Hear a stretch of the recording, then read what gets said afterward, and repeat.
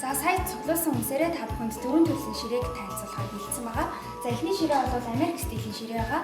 Мэдээж цацагт хэрүүл хүн сэтгэлийн зоогонд бол заавалчгүй байх ёстой. За цацагт хэрүүл шарсан тохиолдолд алимтай пирог буюу apple pie-г бол заавалчгүй та сонгох хэрэгтэй.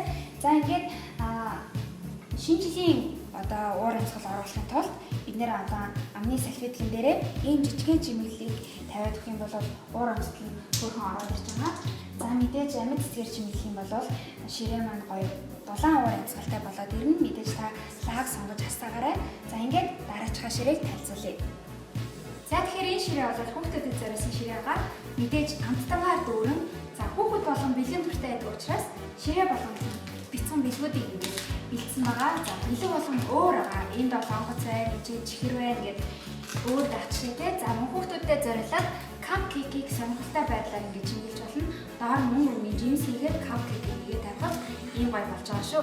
За ингээд дараачийн залуучуудад зориулсан ширээнд анхаарлаа хандуулъя.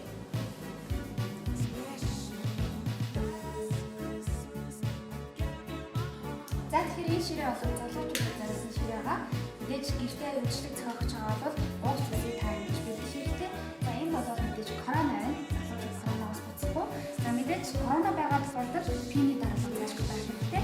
За мөн хажуудаа сүшиг байрлуулах бол үйлчлэг чинь маш гоё амттай байх юм шүү. Ингээд дараагийн ширээ рүү анхаарлаа хандуулъя. За тэгэхээр энэ ширээ маань залуу хүмүүсд зориулсан ширээ байгаа. За тийм учраас мөнгөлөг өнгөрч ирсэн байгаа. За сүүлийн үед давалгаалаад байгаа спартак гэдэг тортыг энэ ширээгээр сонгож оруулсан байгаа. Маш гоё амттай байгаа. Тэгэхээр энэ нийт 4 ширээн дээр хэрэглэгдсэн бүтээгдэхүүнүүдийг би жижиг карта ашиглаад 10 хувиар нөлөөлж авсан байгаа.